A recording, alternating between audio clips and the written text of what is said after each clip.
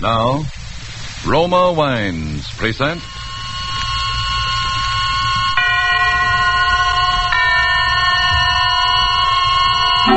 Suspense.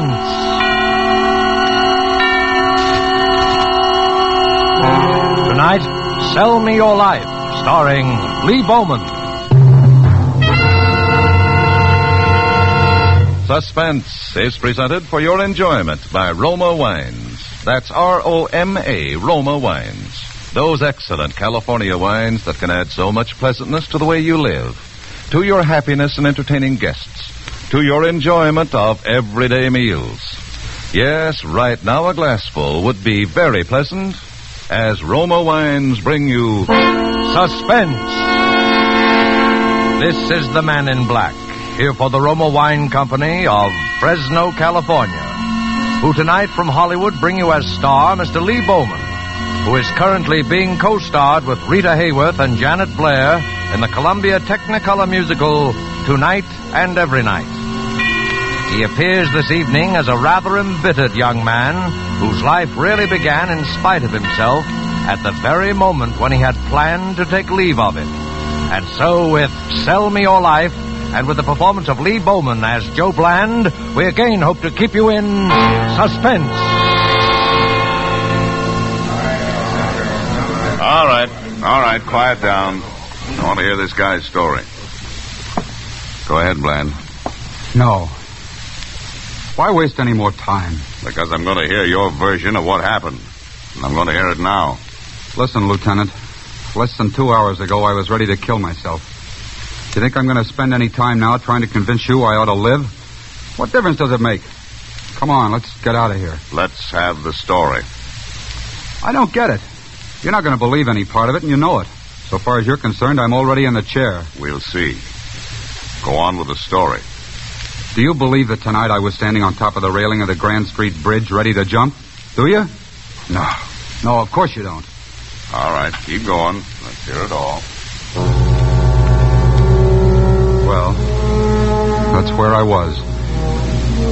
And that's what I was about to do. Do you know how it feels, Lieutenant? Standing there, then all of a sudden making your decision. I didn't worry too much about being seen. It was too late at night, and the mist was too heavy. I looked down at the black water. Then I closed my eyes. I caught my breath. And then the headlights hit me.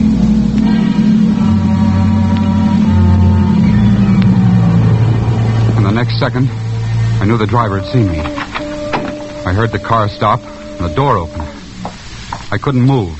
I couldn't jump on over, and I couldn't climb back down. I just stood there and listened to the footsteps come toward me and stop. What do you think you're doing? A woman. The footsteps should have told me that, but they didn't. I wonder if you know how silly you look pitched up there. I got my first good look at her then. Dark hair, about 30, and, a knockout. Come on down. Why don't you get back in your car and go on about your business? I'm waiting for you to come on down, or else jump over. You? That's right. A gesture as big as that deserves an audience. I'll see that you have one. Well, I'm waiting. That's more like it. Okay. The place is yours. No, wait. Don't you understand? I want to help you. Why? What difference does it make to you? Here, let's get in the car. There's nothing you or anybody else can do. Can't you see? Oh, you're tired, aren't you? How long have you been walking? I don't know. Hours, I guess. Then come on. At least I can give you a lift to your next bridge. I can't explain it, but I guess I just didn't have much fight left in me. Because there I was, driving on off the bridge. And all of a sudden, I found myself spilling the whole thing. I told her how a certain pal of mine juggled the company books, my books as well as his, about how he could never admit I was innocent because he dropped over dead this morning, about how the auditors would be through by tomorrow and I'd be up for embezzlement. Yeah, I can see by your face. You think that old corny story, but it's true.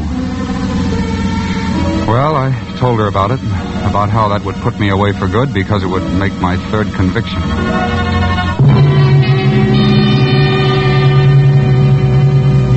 Then I told her, and I knew she wouldn't believe that either, but I told her just the same. I was innocent of those previous crimes, as innocent as I was of this one. Innocent of all of them, is that right? Yes. Well, why don't you let me out here? Thanks very much for everything. Wait. That money they think you took, wouldn't it help if you could somehow make it good? Sure. All I gotta do is walk in tomorrow morning and plank down $1,000. Only 1,000? Only 1,000. And I've got $4.62 in my pocket. Well, there's someone I want you to meet. What? Who? Your future employer, I hope. His name is Andrew Bodine. Bodine? The banker? Yes. You see, I'm Mrs. Bodine. It won't work. Well, you've no reason to say that. My husband has helped hundreds of people. It can't work. The breaks I've been getting will go right on, and there's nothing you can do to stop them. My life's over, I tell you. It's spent. No, not yet. It isn't. And if you don't want it, I'll take it. Oh, please. For just 1 hour, sell me your life. What have you got to lose?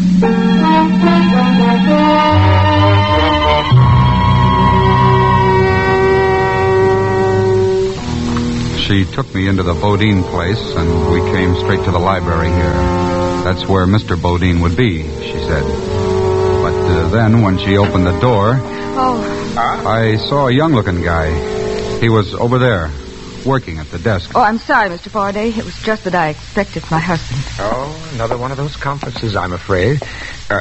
He was called away only a few moments ago. Oh, that's unfortunate. Oh, this is Mr. Faraday, my husband's secretary. Glad to know you. Well, thank you. I don't believe I heard your name, Mr. If you don't mind, Mr. Faraday, I wonder if you'd excuse us. Why, certainly. My work's pretty well cleared up anyway. Good night, Mrs. Bodine. Good night. You see, the fact that my husband isn't here right now isn't really going to matter too much. I'm appealing to you for help. Appealing to me for help? Yes. During the time you've been under sentence, you've naturally had considerable contact with, well, criminals. I want you to identify just such a person. I guess I don't get what you... My husband's life is in danger. I'm sure of it. In danger? But from what? No, I shan't tell you whom I suspect. I want you to find that out. I want you to give me proof. Most important, I want you to give my husband protection.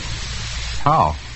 By watching him, by observing everyone who comes in contact with him, whether casually or regularly. Oh, yes, would you just step over there to the desk? No, behind it. Now, that first drawer on the left. This one? Yes, that's it. Open it. Why, it's filled full of bills, $100 bills. Mm-hmm. My husband calls it his trust fund. It's always there to help those he feels deserve help. Cut off 10 of them. Please, go on. Why, I can't do that. Oh, it isn't charity. In your case, it's salary. And it will settle up that difficulty at your office, now won't it? If it doesn't, we can always add to it. But you don't know anything about me. You don't even know what I'm coming to that. You'll probably start work for us tomorrow, and... Oh, yes, here's a pad. If you'll just jot down where we can reach you. Do you mind? No, of course not. It's the Rex Hotel. They've got a payphone in the lobby. I put the number down there. Good. That should do it. Well, you're forgetting something, aren't you? Forgetting something? My name. I put it down, too. It's Bland. Joe Bland. Well, I'm happy to know you, Joe. But haven't you forgotten something? Me? Oh, what? $1,000. Oh. You're a wonderful person, Mrs. Bodine. I wish I knew how to thank you. I'll tell you. Just stay alive.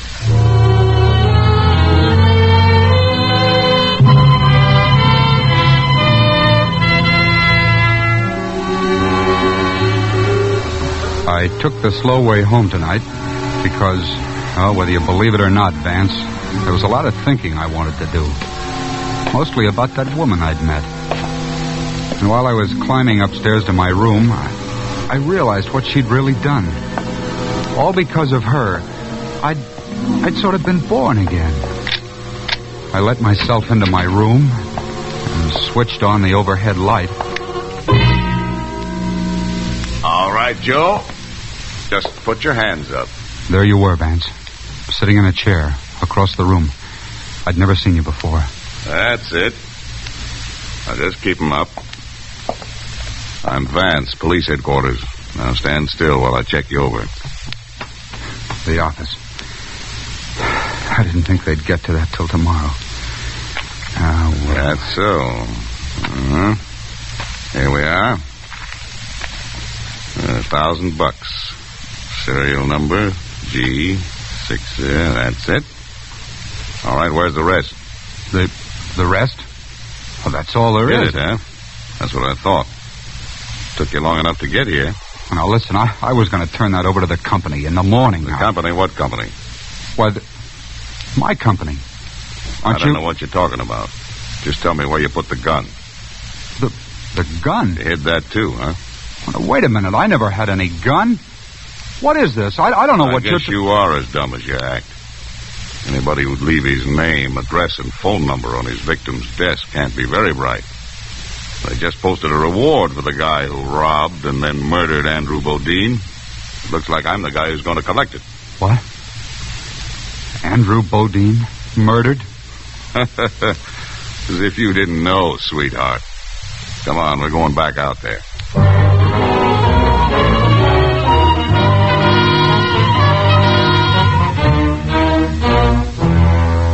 Tonight for Suspense, Roma Wines are bringing you as star Mr. Lee Bowman, whom you have heard in the first act of Sell Me Your Life by Emil C. Tepperman. Tonight's tale of Suspense.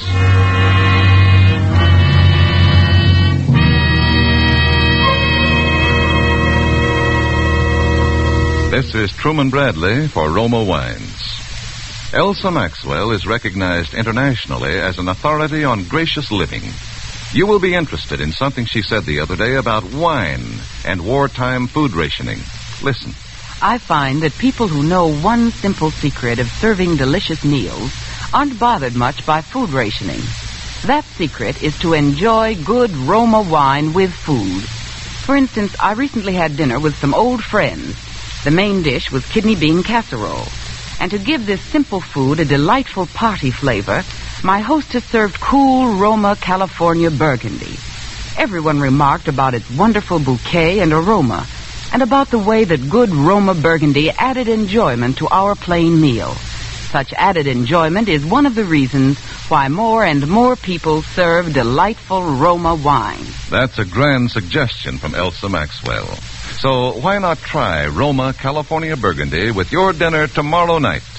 You'll enjoy its tart piquancy, its fruity, robust taste. The happy result of selecting luscious wine grapes from California's choicest vineyards, guided to perfection by the ancient wine skill of Roma's famed wineries. Good Roma wines never vary. They're always enjoyable, yet cost only pennies a glass. Remember, more Americans enjoy Roma than any other wine. R-O-M-A, Roma Wines. And now it is with pleasure that we bring back to our soundstage Lee Bowman as Joe Bland, who has been saved from death by suicide only to face a murder charge. A situation well calculated to keep you in suspense.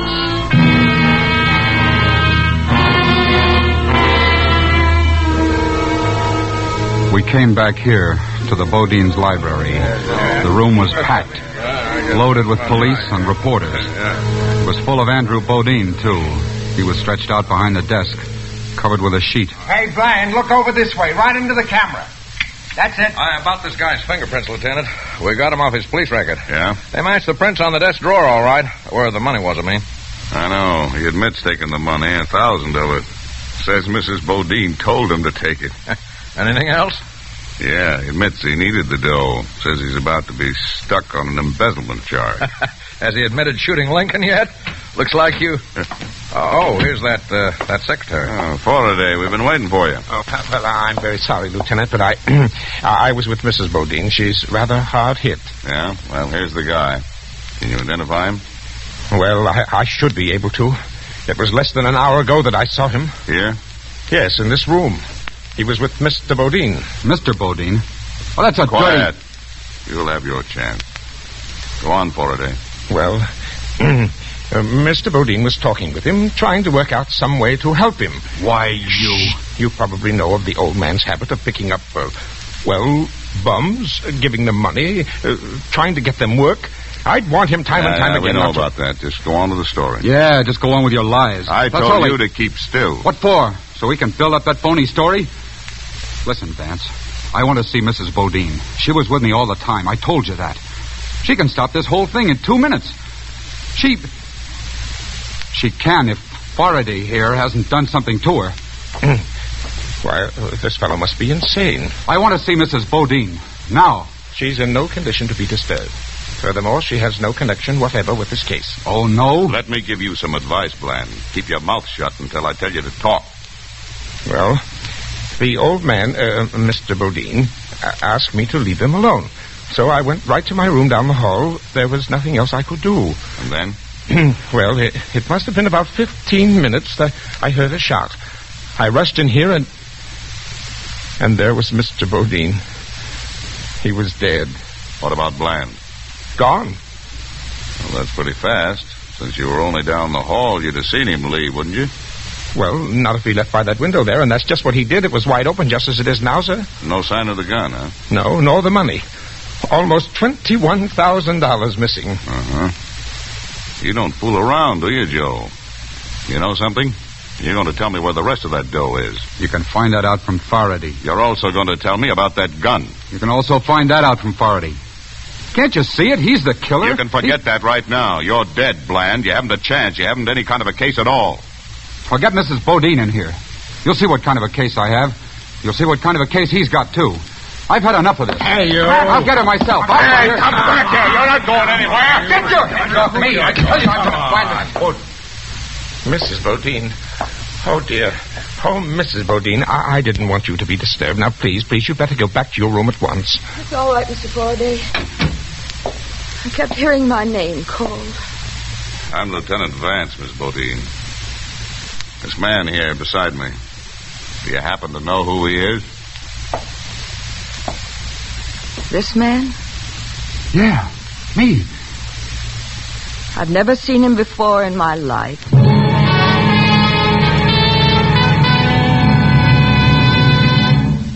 She'd never seen me before in her life.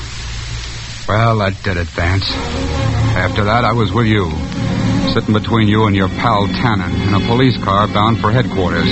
Not even hearing those stupid Car calls. 64, Raymond. Go to the corner of Hill and 20th at 229. That is all. Doing some thinking, are you, Bland? Well, I'm afraid it's a little too late. I was doing some thinking. I wasn't going to let it be too late. I couldn't let it be too late. How about it, kid? Anything you want to say? Yeah, I'd like a cigarette. Give him a cigarette, Tannen. Me? I got to watch the road. Okay. But keep your eye on him, too. Hey, what are you? My gun, Tannen. Hey, look out. Get your foot off that, Bland. You'll wreck us. He's after my gun. Hit him, Tannen. Look out. I can't.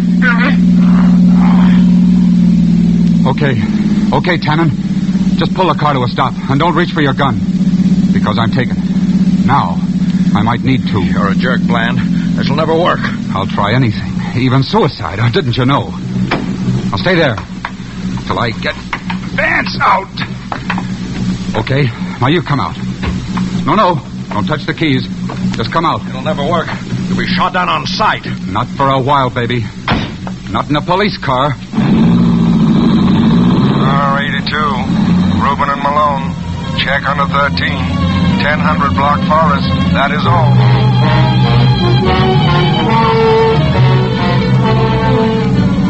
Attention all cars.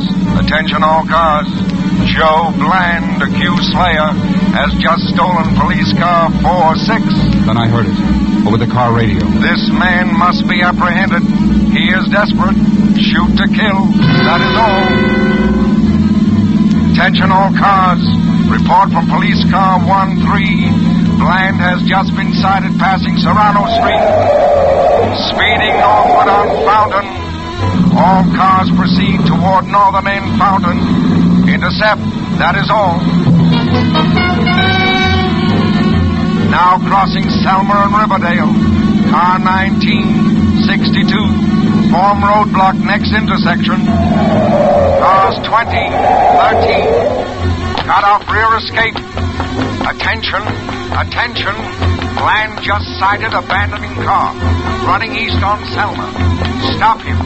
This man must not escape.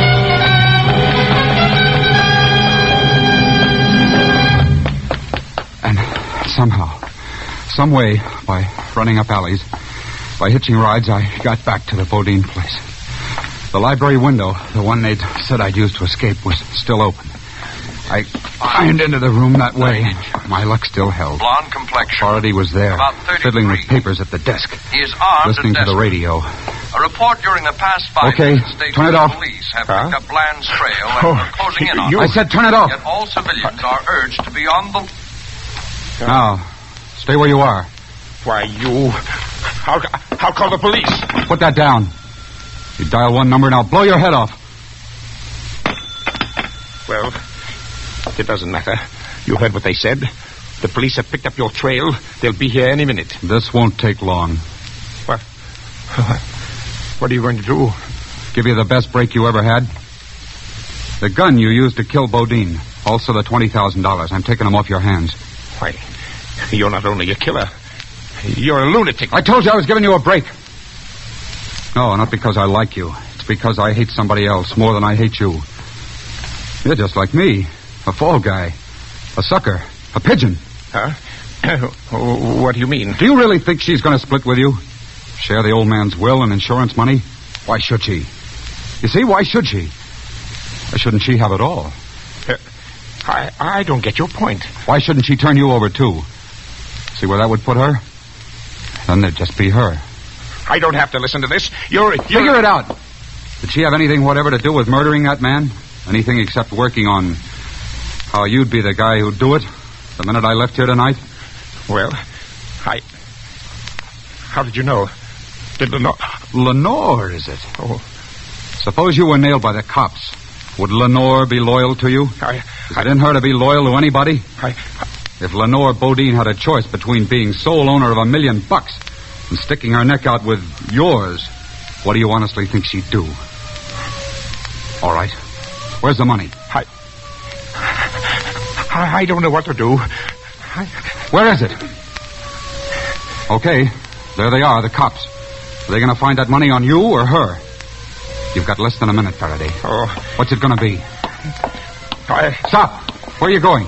To get the money. It's in my room. Just a minute. You're staying here, my friend. Lenore. Toss your gun on the floor, Mr. Bland. I think we can get along with mine. Okay. But you're a couple of seconds too late. You see, I can tell the cops where to find that dough. Oh, no, you won't tell the cops anything. You won't be able to talk. You're an escaped murderer, and I killed you. I shot you in self-defense. Too late. Stand over there. You're too late. They're already here, and they'll know it wasn't self-defense. Faraday, that window there. Close it. Don't move. If she kills me, you're as good as dead. Because you'll take the rap alone. She'll tell the cops where to find that dough and... Wait, Lenore, wait. Get away from him. No. Get away, I'm going to shoot. No, you'll tell the police. You'll sell me out. Oh, you fool. Why did you listen to him? Nobody's going to tell the police. Nobody's... Get away from him! Get away from him, I tell you! I won't let you sell me out. I'll kill you first. Get away from here! I'll kill Stop you. it! I'll kill you. Shoot! Oh, I killed him. I killed him. All right, I killed him. Put your... I killed him. Mrs. Bodine. I killed him. You've got the gun. Yes, I've got the gun. But I was too late. I tried to get it out of his hand before he shot Faraday. But I was too late. No, that's not true, Vance. Don't even budge. All right, the rest of you men, come on in. This guy Bland's killed another one.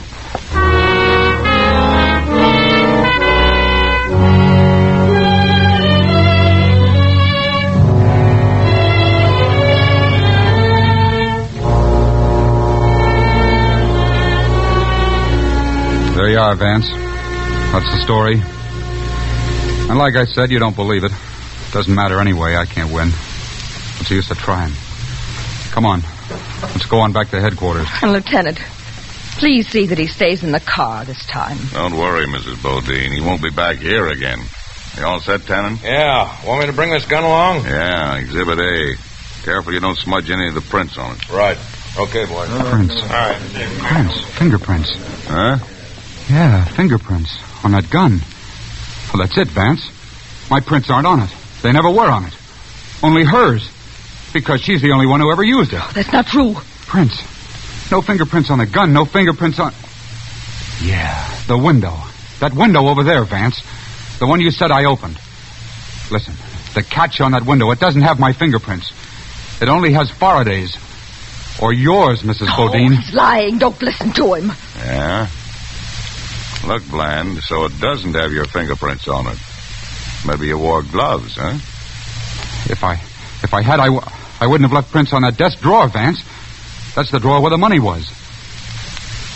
And incidentally, you'll find that dough in Faraday's room. Now, how about it, Lieutenant? Convinced? I rather think I am. What about you, Mrs. Bodine? Are you convinced? Yes, I suppose I am. Well, it looks as though Mr. Bland will have company on his trip to headquarters.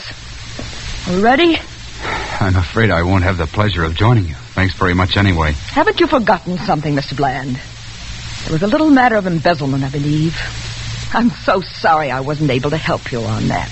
Oh, you did all right. That $5,000 reward you posted, I think I've won it, don't you? Now, wait a minute.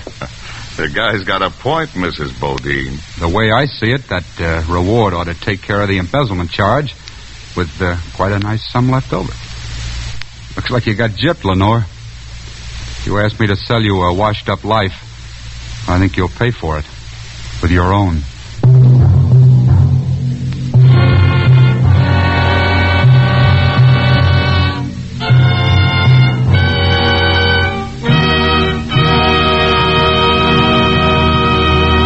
And so closes Sell Me Your Life, starring Lee Bowman. Tonight's study in Suspense. Suspense is produced, edited, and directed by William Spear. And now, here's a brief message from that noted authority on smart and pleasurable entertaining, Elsa Maxwell. Most of the parties I'm giving these days are simple affairs. And when I entertain, I always serve well-chilled Roma, California sherry before dinner and later in the evening. You'll find that glorious amber golden Roma sherry is a gracious touch that's sure to get the meal off to a good start and adds to the evening's pleasure. And don't worry about fancy glasses. It's the wine that's important.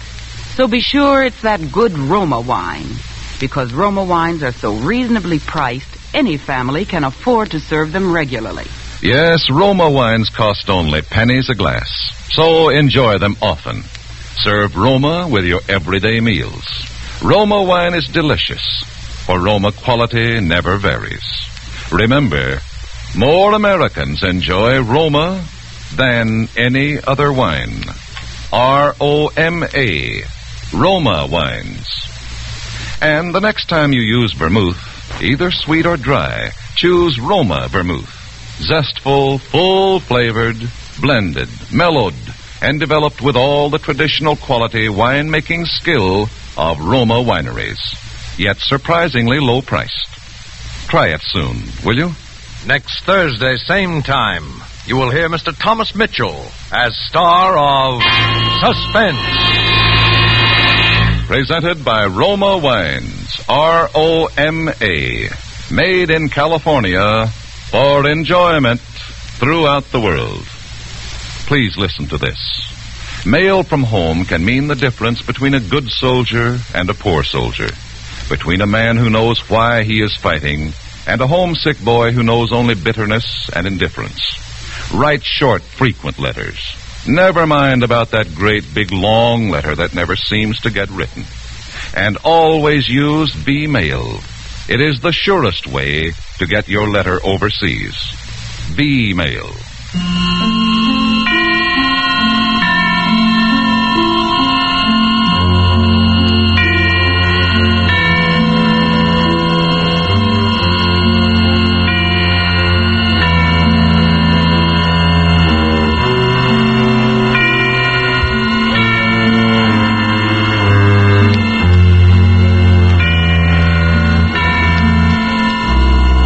This is CBS, the Columbia Broadcasting System.